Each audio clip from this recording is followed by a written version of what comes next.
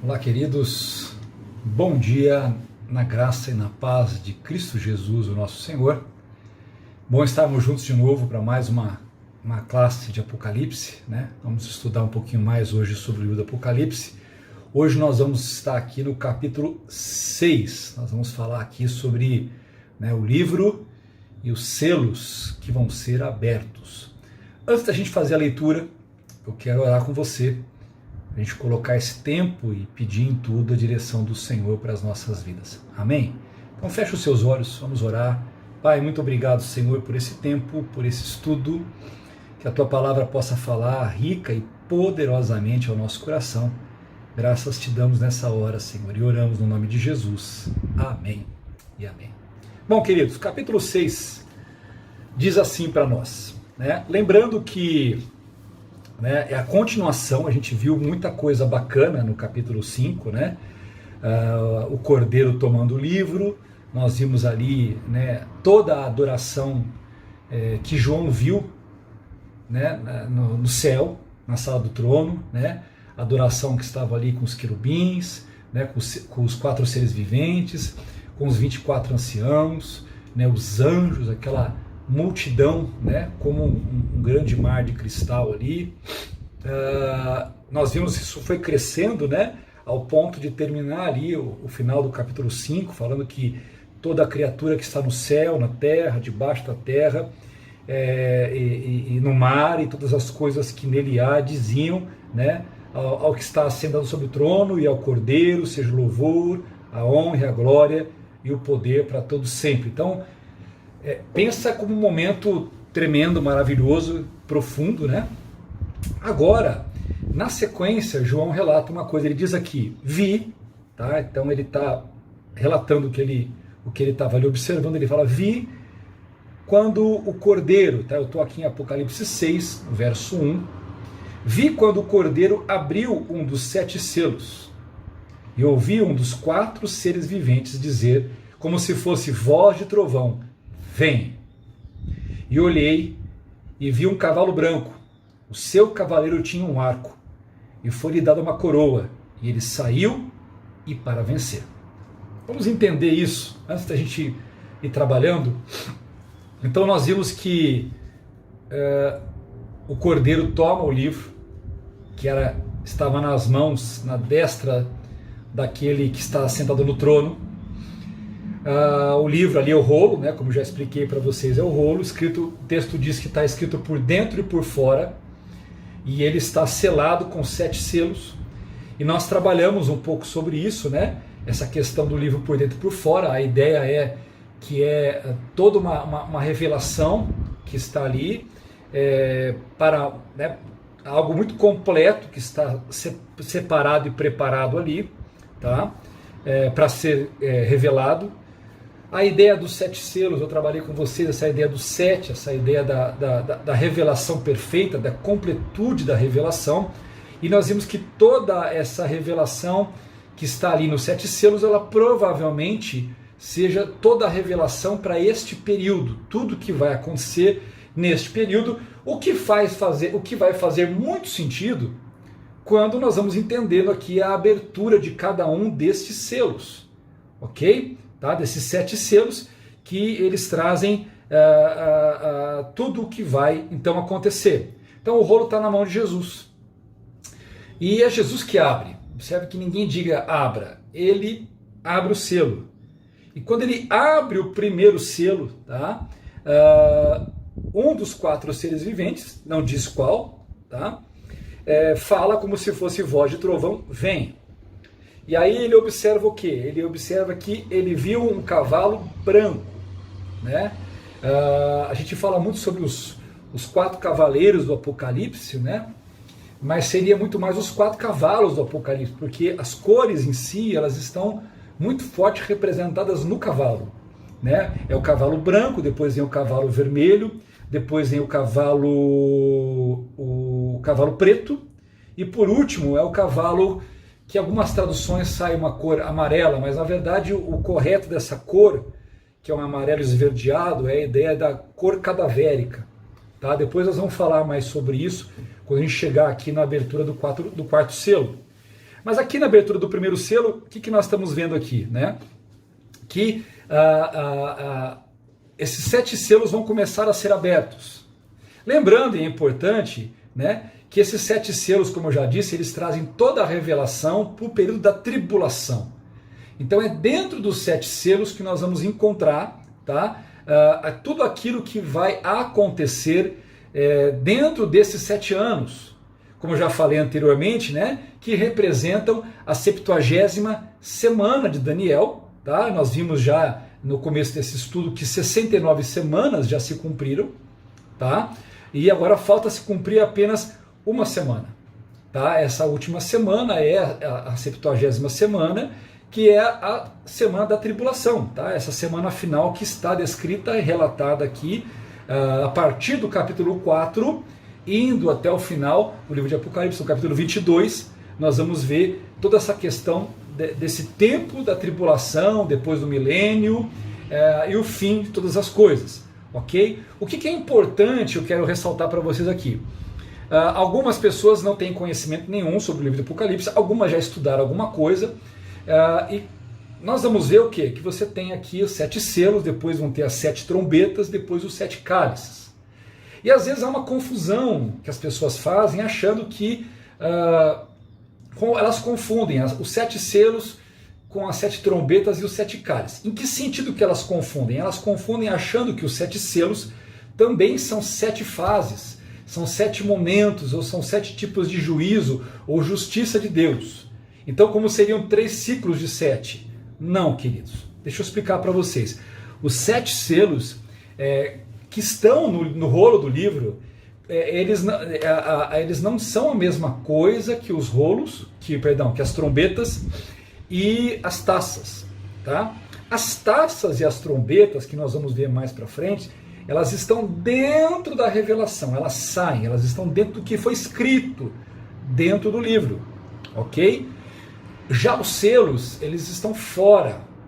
Então, a ideia dos selos não é falar de 7 eventos, assim como as trombetas vão relatar 7 eventos, assim como as taças vão revelar 7 eventos.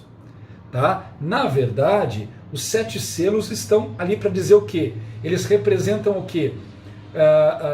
Nós vimos o quê? Que à medida que um selo é aberto, é revelado, né, o que aquele selo representa ou o que aquele selo traz. Tá? Então os 7 selos, eles representam o quê? Eles vão englobar tudo o que vai acontecer no período da tribulação. Então, dentre tudo isso, nós vamos encontrar as 7 trombetas e as 7 taças, tá? Que nós vamos entender isso mais para frente. Por hora, eu quero apenas que você saiba diferenciar uma coisa da outra, ok? Porque eu já vi muita gente falando, explicando, e até dando aula de Apocalipse e dizendo que nós temos 3 séries de eventos. O evento dos selos, depois o evento das trombetas e depois o evento das taças. Não, querido. Os selos representam, eles vão mostrar, cada selo tem a ver com tudo o que vai acontecer, eles representam tudo o que vai estar sendo manifestado do primeiro selo ao último selo, dentro do que vai acontecer no livro de Apocalipse, inclusive das trombetas, inclusive das taças. Ok? Acho que é importante fazer essa distinção para você não ter essa confusão. Ok? Vamos lá. Jesus abre o primeiro selo. Tá? Quando ele abre o primeiro selo, né, um dos querubins, um dos 4 seres viventes, ele diz, vem, ele está chamando. E aparece então um cavalo branco que tem um cavaleiro. Lembrando que cavalo, né, cavalo também representa poder. Tá? Então aquele que está no cavalo, tá, é alguém que está que tem poder, recebeu poder, tá? Recebeu poder para fazer aquilo, tá? Observe, então agora nós temos que saber interpretar isso, porque vai falar aqui, cavalo branco, o cavaleiro que está sentado no cavalo branco, ele recebe um arco, tá? Ele recebe uma coroa e diz que ele saiu vencendo e para vencer. Então vamos entender isso, tá? Talvez a primeira pergunta que a gente tem que saber ler aqui é: quem é esse cavaleiro que está sentado no cavalo branco? Por que eu faço essa pergunta? Porque, de fato, existem algumas linhas que interpretam e que estudam o livro de Apocalipse que vão dizer que o cavalo branco, ou o cavaleiro que está sentado no cavalo branco, ele representa Jesus. Tá? E aí é um negócio muito complicado isso. Porque, assim, primeiro que a ênfase está no cavalo, depois o cavalo tem... Quando fala cavalo branco, já existe algo, um símbolo a ser entendido quando nós falamos de cavalo branco. Tá? Automaticamente toda a ideia do branco tem a ver com... Branco pode representar paz, branco pode representar pureza, branco pode representar algo que tem uma aparência de bom, de limpo. Tá? O branco sempre evoca essas ideias quando você pensa no branco. Então esse primeiro cavalo, que é o cavalo branco, então ele está trazendo uma ideia de um poder que está representado nessa cor, ok? E aí vai dizer que esse cavaleiro recebeu um arco, recebeu uma coroa, e ele saiu vencendo e para vencer. Então muitas vezes as pessoas, quando querem interpretar, elas fazem algum tipo de interpretação, falando sobre o evangelho, ou o arrebatamento da igreja. As pessoas acabam usando, porque é cavalo branco, e as pessoas pensam então que toda a ideia de cavalo branco está ligada a Jesus. Então, se é o cavalo branco, o cavaleiro só pode ser Jesus. E muitas vezes isso também é confundido por causa do texto de Apocalipse 19, que nós já vamos ler, tá? Que acaba dando essa ideia. Então alguns vão dizer que esse primeiro selo da abertura tem a ver com o arrebatamento da igreja. Esse primeiro selo significa que é o evangelho que vai prosperar e vai ser pregado na face da terra. O problema, queridos, o que acontece é que Jesus está abrindo o selo. Então, primeira coisa, não pode ser ele, porque ele já está abrindo o selo. Tá? Nós vimos aqui no capítulo 4, tá? Que o Senhor foi o capítulo 4, né, depois o capítulo 5, o Senhor está sendo adorado, louvado, entronizado, né? Todas as hostes celestiais estão curvadas a Ele. Então não faz sentido nenhum você falar que é Jesus, porque Ele está abrindo o selo. E na sequência, um dos querubins fala: vem. Então ele chama, ele dá uma voz de comando. É muito estranho você pensar, tá, que terminando o versículo 14 do capítulo 5, diz que os 4 seres viventes diziam amém. E junto com os anciãos, eles se prostravam diante de Jesus, ou seja, reconhecendo divindade, e adoravam. E agora você vai ver um destes seres viventes dando uma ordem, dizendo: vem. E Jesus então obedece o anjo e vai então aparecer ali com um cavalo. Então não é Jesus aqui, tá? A ideia do cavalo branco, ela é justamente para enganar, tá? O cavalo branco vem para enganar. Você vai entender por quê quando a gente vai ler o texto de Apocalipse 19, você vai ver a diferença, tá? Então aqui não é Jesus no cavalo branco, tá? É verdade que em Apocalipse 19 vai trazer a mesma ideia do cavalo branco. Você vai ler, você vai ver que tem a mesma ideia do cavalo branco, tá? Só que em Apocalipse 19, tá? Diz assim, a partir do versículo 11: viu o céu aberto, apareceu um cavalo branco. O seu cavaleiro chama-se Fiel e Verdadeiro, e julga e peleja com justiça. Depois eu poderia ler aqui a descrição dele, né? Olhos como chama de fogo, sobre a sua cabeça havia muitos diademas, tá? Que é aquela diferença que eu já expliquei para vocês entre a coroa de Estéfanos e diademas. Diadema, ou diademas, É a ideia de uma coroa, de múltiplas coroas. Tá? O que diferenciava, por exemplo, que nós poderíamos entender o que significa isso, é quando você via um imperador. O que é um imperador? O imperador é rei de reis. Tá? Então era comum que os reis vassalos, eles continuavam usando as suas coroas.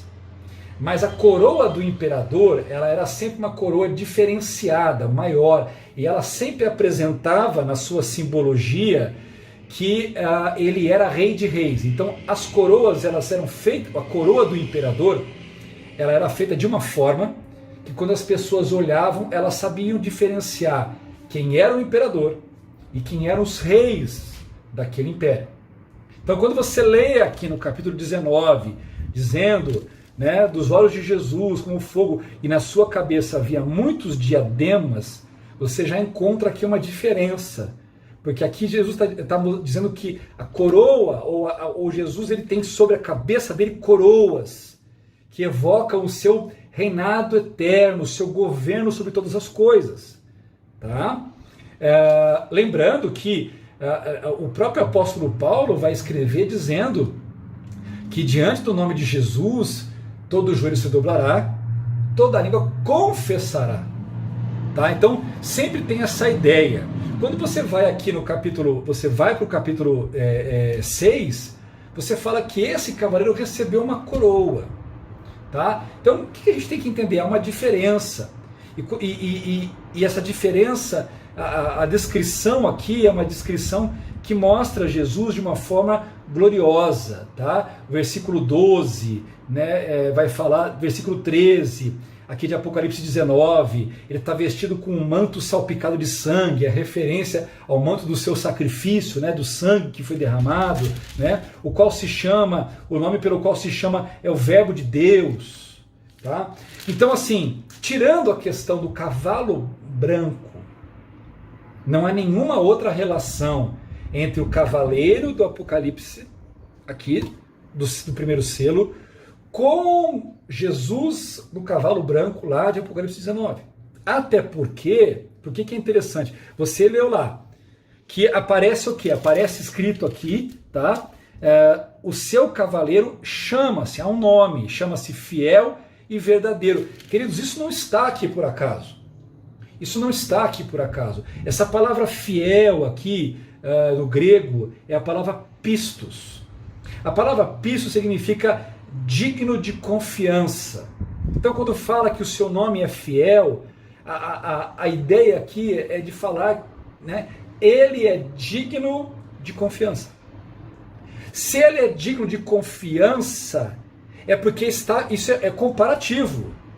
Você só fala para alguém que uma pessoa é digna de confiança quando está submetido na conversa ou na explanação que podem existir pessoas que não são dignas de confiança.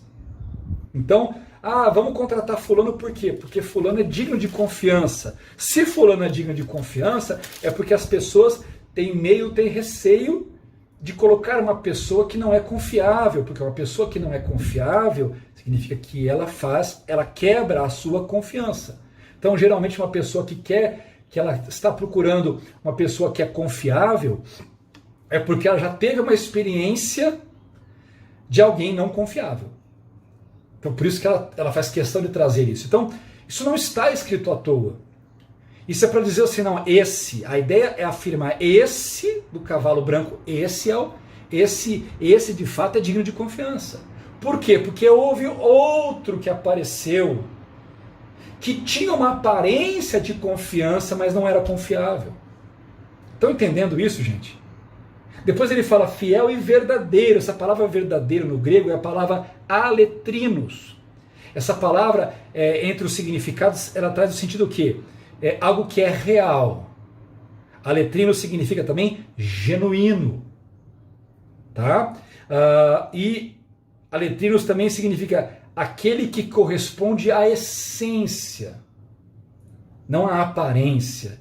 Então, quando você entende por que Apocalipse 19 fala que o cavaleiro que está sentado no cavalo branco, ele se chama fiel e verdadeiro, porque há uma distinção, gente. de outro cavalo branco que apareceu e do outro cavaleiro que apareceu. Que cavaleiro? É esse que nós estamos vendo aqui.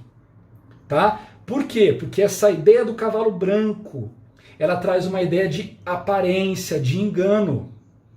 Tá? Algo que aparenta, mas não é verdadeiro. Quando a gente vai entender, quando a gente começa a pegar passagens e versículos, né, como Daniel, por exemplo, que fala ali do príncipe, do anticristo, né, da besta, a ideia é essa, é alguém que vai enganar. Tá? Alguém que vai enganar. Então, todo engano tem aquela ideia da aparência. Por que as pessoas se enganam? As pessoas se enganam com alguém ou com alguma coisa por causa da aparência que está ali. Tá? Então a ideia desse cavalo branco é que ele vai confundir. Tá? Está sendo o que? Liberado um tempo de confusão. Tá? Essa confusão é por causa de uma aparência. Ele vai carregar uma aparência, essa aparência vai produzir engano.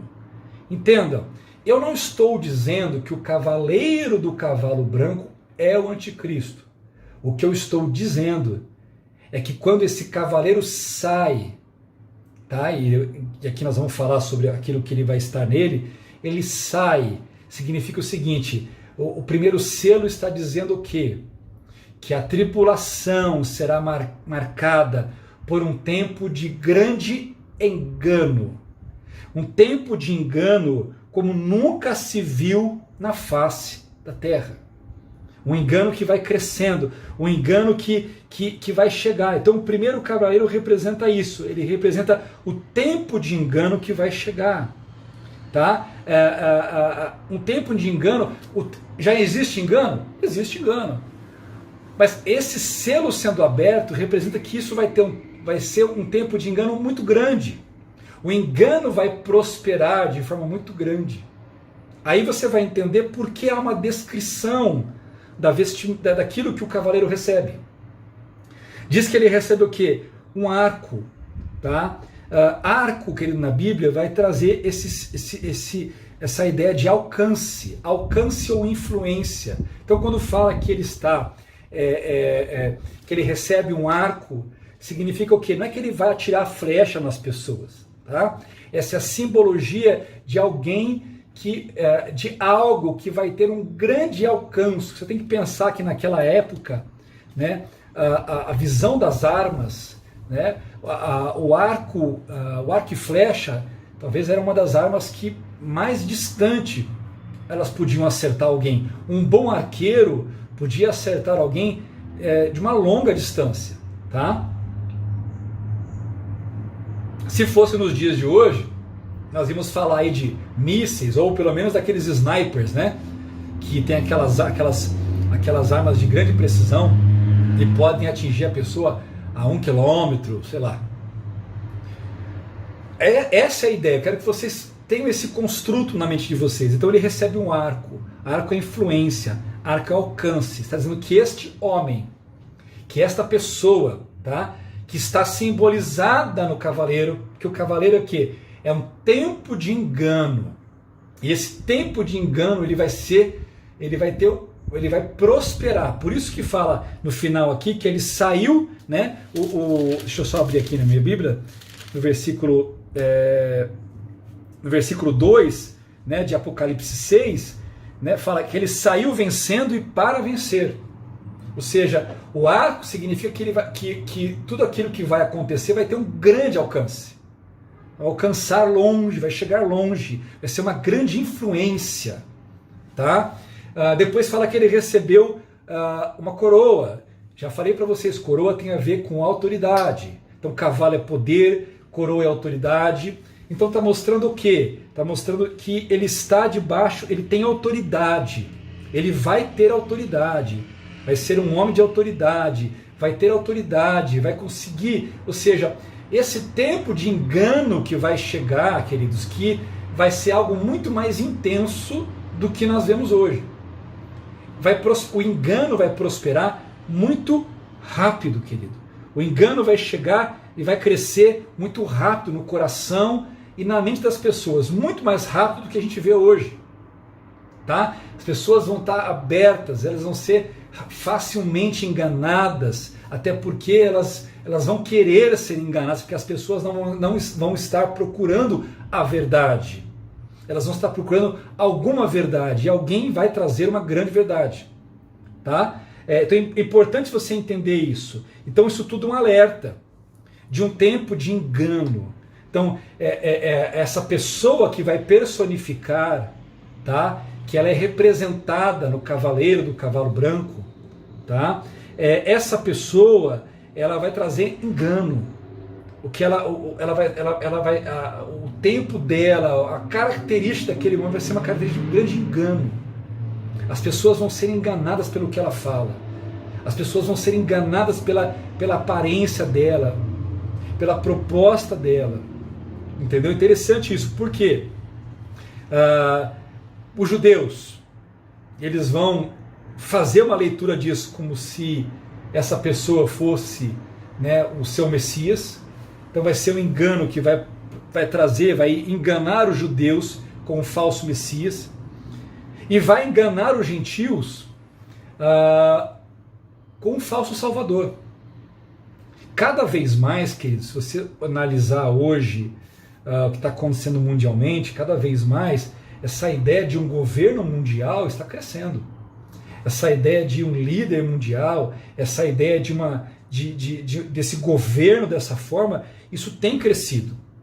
Isso tem aumentado, essa ideia de alguém diferenciado, alguém que possa salvar. As pessoas estão atrás de salvadores. É por isso que a igreja tem que estar muito atenta a esse momento, porque nós não podemos estar atrás de salvadores.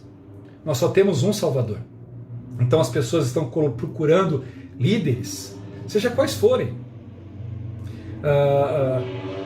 Né? Às vezes um líder de uma nação, pode ser um primeiro-ministro, pode ser um presidente. As pessoas estão procurando um Salvador.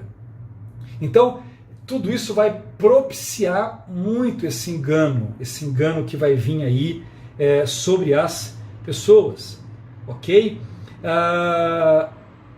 Tá? Então, registre isso. A ideia, quando você lê esse versículo, esses dois versos, é justamente para trazer o quê? Que esse engano vai chegar, um engano de paz, um engano de um tempo de que as coisas, né, um tempo em que as pessoas vão acreditar, um tempo bom, de coisas boas, de unidade. E você pode observar, as pessoas estão cada vez mais querendo isso. As pessoas estão querendo isso. As pessoas estão querendo alguém que resolva seus problemas. As pessoas estão querendo alguém que possa conduzir, né, a sociedade para equilíbrio, para vários pontos hoje que os grupos defendem aí, a paz, a harmonia, respeito, isso e aquilo. As pessoas estão atrás disso. E se tiver alguém que vai coalizar isso de uma forma muito, muito forte, essa pessoa vai ser muito bem vista, porque todos vão olhar para ela e vão falar assim, não, essa pessoa ela é fantástica, é ela que nós precisamos. Então, eu quero que vocês entendam que nós estamos muito próximos desse tempo. Nós temos já toda uma estrutura de cultura e de pensamento já muito aberta para essa ideia, muito aberta para essa proposta, tá? E quando este selo se abrir, quando esse cavaleiro for liberado, tá? Isso representa o quê? Isso representa o tempo em que o engano vai crescer rapidamente. E nós sabemos que esse será o tempo em que o próprio anticristo ele vai se manifestar. Tá? É aquilo que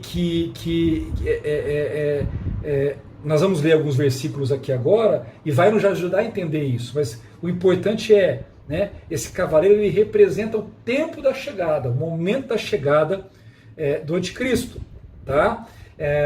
Tanto que Jesus fala uma coisa muito curiosa, né, falando como ele vai receber uma grande aceitação. Jesus lá em João 5, no verso 43, Jesus fala uma coisa interessante quando Jesus fala sobre a questão, né, das pessoas receberem o que vem de Deus. Ele fala que eu vim em nome de meu Pai e não me aceitais. Mas se outro vier em seu próprio nome, a esse aceitareis. Então observe que isso já está profeticamente descrito, tá? Que Jesus está cumprindo isso e está dizendo, olha, eu vim em meu nome e vocês não estão aceitando. A segunda parte do verso 43 não se refere ao tempo de Jesus, porque Jesus veio e não foi aceito, não foi recebido. Mas Jesus está dizendo aqui, profético aqui. Mas se outro vier, quem que é esse outro? Não apareceu ninguém depois de Jesus ali no contexto, né? Mas agora, quando eu conecto esse versículo 43 com outras passagens da Bíblia, o que eu vejo? Que Jesus não se referia a alguém no seu tempo, que Jesus se referia a alguém que viria. Quando vier alguém em seu próprio nome, vocês vão aceitá-lo. Então isso é uma referência ao tempo do anticristo, ao tempo que ele vai ser aceito rapidamente, facilmente. Suas ideias, suas propostas vão chegar e vão prosperar de uma forma muito rápida e muito grande, ok? Por exemplo, o próprio livro, em Mateus 24 mesmo, me permita aqui fazer uma leitura, em Mateus 24, né, a gente vai ver isso lá no versículo 11, né, fala, surgirão muitos falsos profetas, enganarão a muitos, e por quase se multiplicar a iniquidade, o amor de quase todos esfriará. Então, aqui a gente vê Jesus falando que o tempo da apostasia chegando. Apostasia que João fala, que nós acabamos de ler, uma apostasia que as pessoas vão abandonar a verdade e vão abraçar o engano, tá? E depois o próprio apóstolo Paulo, quando ele escreve na sua primeira carta a Timóteo, ele vai falar uma coisa muito interessante aqui na sua carta a Timóteo. Ele fala assim, mas o Espírito, então está maiúsculo, tá? 1 Timóteo 4, a partir do verso 1, ele fala, mas o Espírito expressamente diz que nos últimos tempos, então ele está fazendo referência a esse tempo aqui que nós estamos trabalhando, tá? Alguns apostatarão da fé. Já falei isso, gente, apostatar da fé significa que você tem que estar na fé e depois apostatar. Então não faz sentido você falar que apostatar da fé tem a ver com quem não conhecia Cristo. Não, esse nunca apostatou, nem vai apostatar porque ele nunca esteve. Também não apostatar da fé também não significa falar hoje sobre um monte de pessoas que estão frequentando igreja, porque muitas nem se converteram. Tá? Tem muita gente que frequenta igreja, né, enquanto estava podendo cultuar nos salões, né? As pessoas estavam ali, mas não porque elas tiveram encontro com Jesus, elas estavam ali porque elas trocaram a religião A pela religião B, porque elas gostavam, porque os filhos se encaixavam, porque elas fizeram uma amizade. Isso não significa que essas pessoas de fato nasceram de novo. Tá? Então a apostasia só pode apostatar quem estava numa posição. Tá? E a posição aqui nunca é referência a estar na igreja, a referência de apostatar é estar na fé. Essas pessoas apostatam da fé, elas abandonam a verdade. Tá? Esse é o conceito. Então ele está falando aqui de apostasia. Tá? Alguns apostatarão da fé, dando ouvido a espíritos enganadores e a doutrina de demônios pela hipocrisia de homens que falam mentiras. Isso já acontece, gente? Já acontece. Mas se preparem, porque isso vai acontecer mais ainda. Tá? E o que ele está falando aqui não é porque vai ter o cara da religião A, B ou C pregando alguma coisa louca. Na verdade, o movimento que nós vamos ver quando ele fala de espíritos enganadores, doutrinas de demônio, hipocrisias de homens que falam mentiras, ele não está falando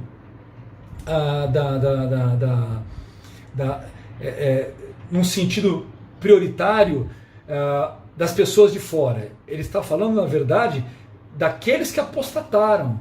Então eles apostataram por quê? Porque eles ouviram outras coisas. Eles ouviram enganos e mentiras e eles preferiram isso. E por preferirem, por abraçarem isso, então não só o que vem de fora, mas muitas vezes o que está sendo ensinado e ministrado dentro.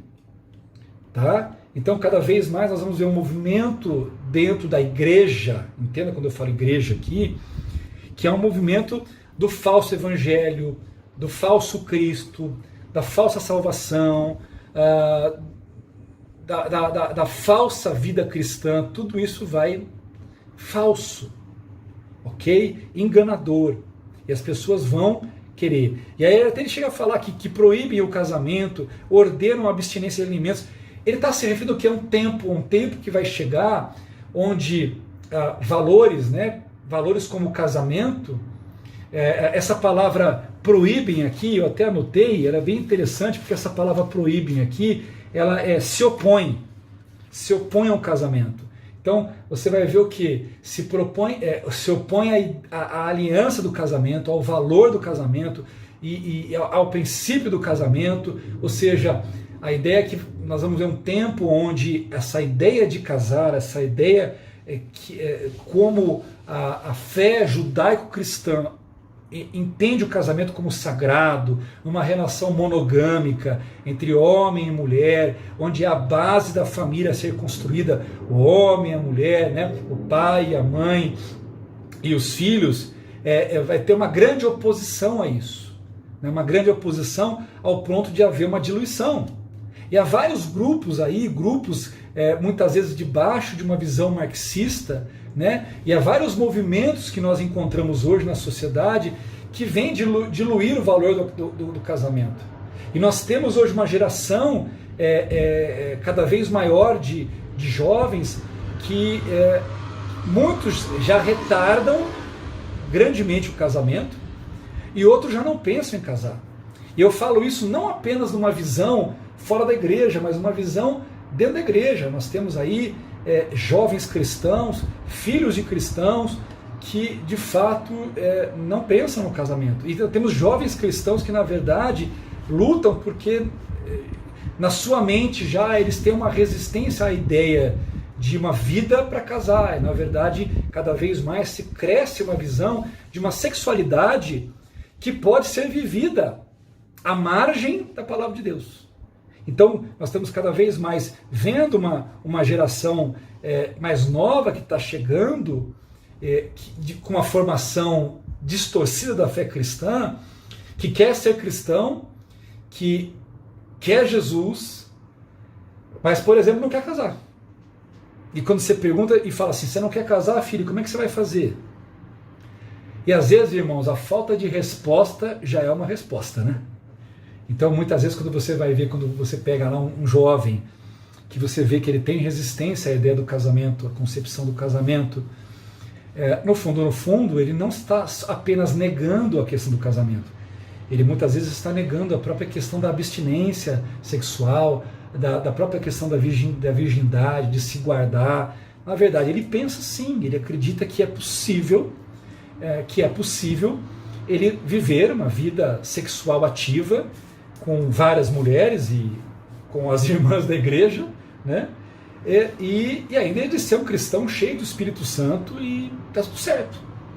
Porque o casamento virou uma convenção social. E ainda que você explique que Deus aqui estabeleceu o casamento, essa mentalidade. Então, às vezes você vai ver cada vez mais essa oposição crescendo.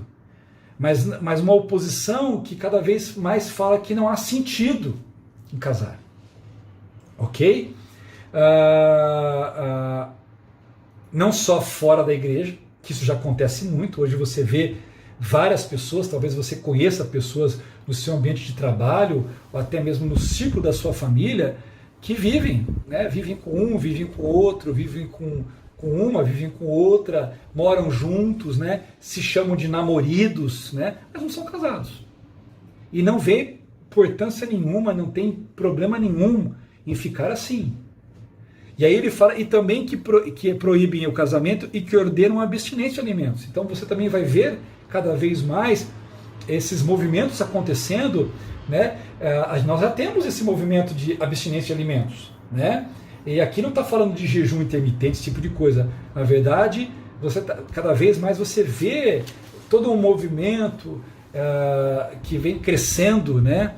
Através do veganismo e de outros aí, que no fundo, eles têm uma proposta muito clara. Eles querem, por exemplo, eles querem impedir as pessoas de comer certos alimentos. Então eles querem impedir as pessoas de comer ovo. Eles querem impedir as pessoas de comer carne. Veja, eu não estou dizendo, queridos, que quem que uma pessoa que não quer comer ovo e não quer comer carne, não estou dizendo que essa pessoa ela está errada, ela está em desobediência com a Bíblia, tá? Se a pessoa fala, não, eu não quero comer carne, não vou comer carne, eu não estou dizendo isso, tá? Senão eu vou para o outro extremo, não estou dizendo isso. O que eu estou dizendo é, eu sei que muitas pessoas adotaram um tipo de dieta para si, tá? Em que elas tiraram, por exemplo, a carne da sua refeição, tá? Então elas não comem carne, tá? Mas é sabido que, e eu falo porque eu já estudei sobre o assunto, tá? Que vários grupos hoje que estão ligados, por exemplo, à defesa dos animais, eles não querem apenas se colocam uma fachada dizendo sobre uma preocupação com os animais. Eu não estou dizendo que não deva ter, tá? Eu não estou dizendo que até porque a Bíblia é muito clara na questão, a gente para pensar, né, o homem tem que cuidar da criação e não destruir a criação, tá? Mas eu não vou entrar muito nesse assunto agora, porque não é a proposta, mas eu só quero dizer o seguinte, que o que você vai observar é que existe na cabeça de muitas pessoas, de movimentos, exatamente o que nós encontramos aqui, que querem o quê? Ordenar. Tá? Ordenar, criar um tipo de padrão de alimentação e dizer todo mundo tem que comer. Então eu não como carne, eu quero defender os animais, eu acho uma judiação que o pintinho morra, eu acho uma judiação que o porco morra, eu acho uma judiação que o peixe morra, eu acho uma judiação que a vaca morra, né? Apesar que eu acho que é o boi que morre, né? Mas o fato é, uma coisa é você tomar essa decisão e falar, eu não quero fazer por consciência, porque eu não quero por alimentação, por dieta. Outra coisa é quando há todo um movimento. Esse movimento é o seguinte, quem não se encaixar nele, nós vamos ordenar e nós vamos proibir. Tá? Nós vamos proibir. Isso aconteceu em São Paulo, capital, eu não sei se foi há 1 ou 2 anos atrás, ou um pouquinho mais, eu não sei, quando saiu um decreto do prefeito dizendo alguma coisa do tipo, uma vez por semana, não lembro agora se isso era na segunda ou na terça-feira, os mercados não podiam vender carne vermelha. E eu me lembro bem que quando eu li a matéria, isso estava ligado a grupos de direitos dos animais e grupos que tinham ligação com movimentos veganos, que queriam o quê? Obrigar as pessoas a deixar de comer a carne para tentar conscientizá-las. E eu acho que isso é terrível. Querendo ou não, é uma forma indireta de você proibir. Então, quando eu leio esse texto, leio aqui o texto de Timóteo, o que eu vou vendo? Eu vou vendo essa ideia de, quando ele fala aqui, né, proibir casamento e ordenar a abstinência, diluição de coisas que são valores, e também, em ambos os casos, né, essa diluição, mas também uma forma de controle, tá? Uma forma de controle, que proíbe porque ordena. Então, cada vez mais você vê o quê? Um sistema de controle sobre as pessoas, tá? Que vai crescer rapidamente, as pessoas vão se deixar ser dominadas, tá? E enganadas por conta disso, tá? E aqui mesmo, voltando em Mateus 24, tá? Voltando em Mateus 24, quando a gente leu aqui, deixa eu só abrir de novo aqui, queridos, quando a gente leu aqui, na verdade eu não li, né? Eu acho que eu não li. Em Mateus 24, eu li o versículo, eu li o versículo anterior, eu li o versículo do 11, 12, mas em Mateus 24, quando você lê aqui, a partir do verso 21, você vê assim, olha, pois haverá então grande aflição, como nunca houve desde o princípio do mundo até agora, nem haverá jamais. Então observe que, ao mesmo tempo que você vê uma ideia de paz, você vê uma ideia de paz que ela é enganosa, que ela é falsa e que ela vai trazer uma grande aflição, tá? E diz assim, se aqueles dias não fossem abreviados, nenhuma carne se salvaria, mas por causa dos escolhidos serão abreviados aqueles dias. E aí, o verso 25 fala assim, prestai atenção, eu vou-lo tenho dito, portanto, se vos disserem, Olhai, está no deserto, não saiais. Ou olhai, está no interior da casa, não acreditais. Pois assim como o relâmpago sai do oriente e se mostra até o ocidente, assim também será a vinda do Filho do Homem. Então, vamos tentar entender, tudo isso está falando o quê? Sobre esse tempo de engano. Um tempo de engano que aos olhos do Senhor será um tempo de grande aflição, porque, né, por causa de tudo que vai acontecer, mas o aviso está claro, olha, não acreditem nisso. Não acreditem no que essas pessoas estão falando. Elas são falsos profetas, elas são enganadoras. E esse tempo vai ser abreviado por causa dos escolhidos. Tá? Então é interessante, né? E aí você liga, por exemplo, pega esse texto aqui, que nós estamos vendo aqui em Apocalipse, liga esse texto agora com 2 Tessalonicenses, no capítulo 2, eu também quero ler com vocês aqui. Vamos lá? 2 Tessalonicenses, no capítulo 2, fala assim: ora, irmãos, quanto à vinda de nosso Senhor Jesus Cristo e a nossa reunião com Ele, tá? Então está falando aqui, a vinda de Cristo e nós estarmos com Ele, ok? Rogamo-vos que não vos demovais facilmente do vosso modo de pensar, nem vos perturbeis, quer por espírito, quer por palavra, quer por epístola, como se procedesse de nós, como se o dia de Cristo já tivesse chegado. Então, Paulo está dizendo o seguinte, olha gente, entenda uma coisa sobre quando Jesus voltar e nós estivermos com Ele.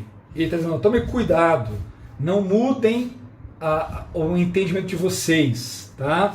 Isso não vai acontecer. Ele vai explicar aqui, olha, ninguém de maneira alguma vos engane, pois isto não acontecerá. O que não acontecerá? Não acontecerá a vinda do Senhor e a nossa reunião com Ele, ou seja, isso não vai acontecer. O Senhor Jesus não vai voltar e nós não estaremos com Ele enquanto, que é o que ele fala aqui, sem que antes venha a apostasia e se manifeste o homem do pecado, o filho da perdição. Então, vocês conseguirem entender como está tudo conectado, gente? Está tudo conectado.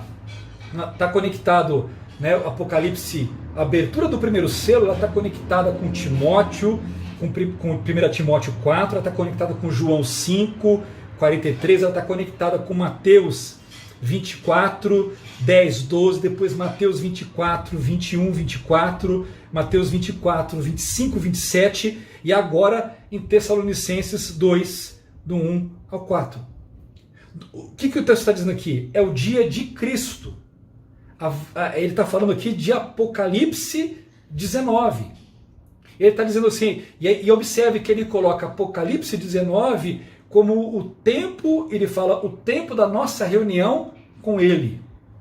Tá? É muito claro, o texto é muito claro. Ou seja, ninguém vos engane, ou seja, não vai acontecer nada antes, né? Se aparecer algum salvador, se aparecer alguém, ou algum ensino, alguma coisa dizendo que Jesus volta antes, ele está dizendo assim, não caiam nessa conversa.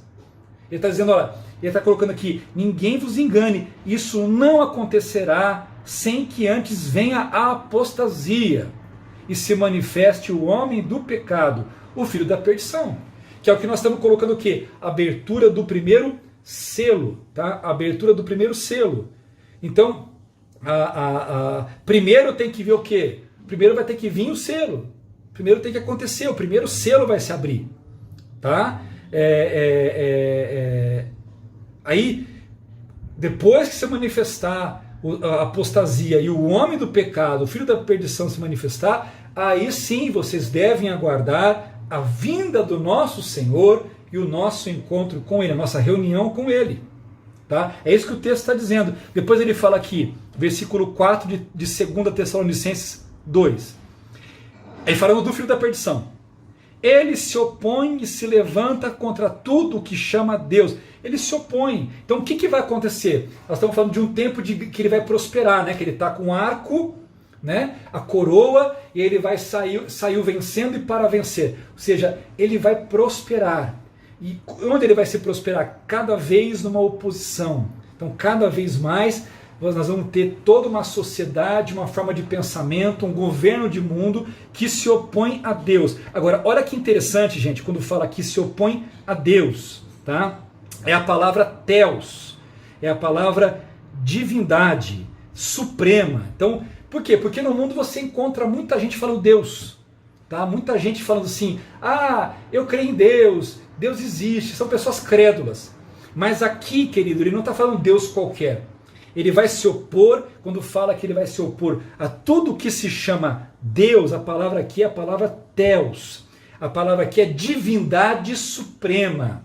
A ideia aqui é de um único e verdadeiro Deus. Então ele vai se opor a uma ideia de um único e verdadeiro Deus. E depois que ele fala aqui, ou é objeto de culto. Essa palavra aqui, objeto de culto, ele está dizendo o quê? É a palavra sebasma. Ele vai se opor a lugar de adoração.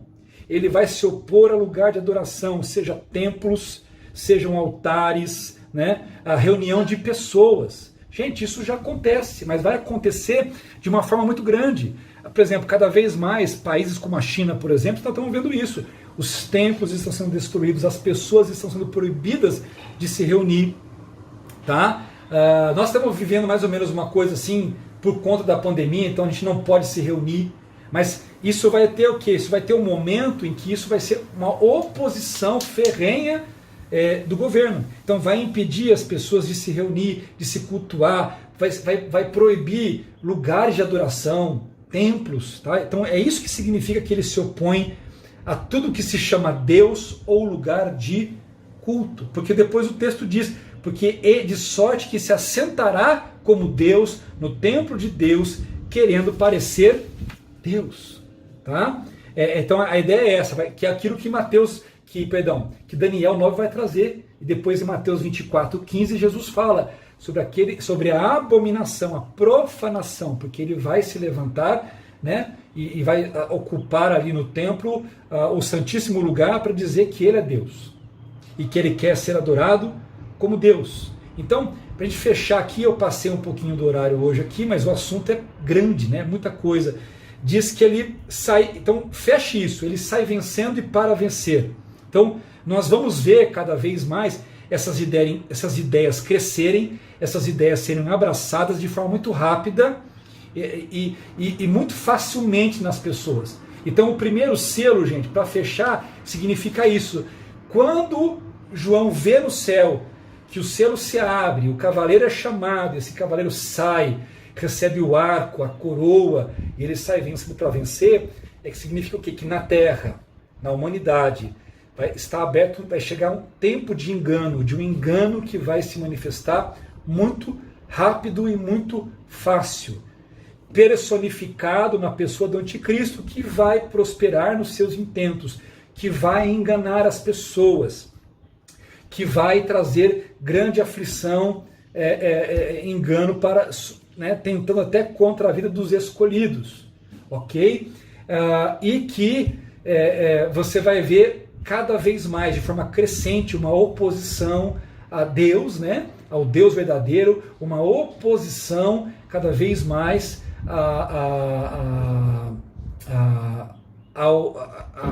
a fé cristã, né, seja culto, adoração, a reunião de pessoas. E você vai perceber o quê? Que ao mesmo tempo a apostasia, ela vai trazer o quê? Ela vai trazer uma diluição de valores, né, a diluição de valores como casamento, né, a diluição de valores como a própria questão da sexualidade, mudanças, né, vão ser proibições e ordenanças que as pessoas vão ser obrigadas ser obrigadas a não fazer algumas coisas e obrigadas a fazer outras coisas. Então tudo isso para a gente entender essa composição terrível que vem e que se aproxima para a humanidade, e está aqui só na abertura do primeiro selo aqui de Apocalipse capítulo 6. Amém, queridos? Que Deus abençoe você, que Deus te dê sabedoria, discernimento para que você possa compreender com mais profundidade, né, algo tão profundo, tão interessante como é a questão aí do estudo aqui de Apocalipse. Deus abençoe a sua vida. Vamos orar? Pai, muito obrigado por esse estudo, por esse tempo. Abençoa teu povo, dê sabedoria e discernimento para essa época. Assim eu oro, peço e agradeço ao Senhor, em nome de Jesus. Amém. Deus abençoe. Um bom domingo para você, na paz de Cristo Jesus. Até mais.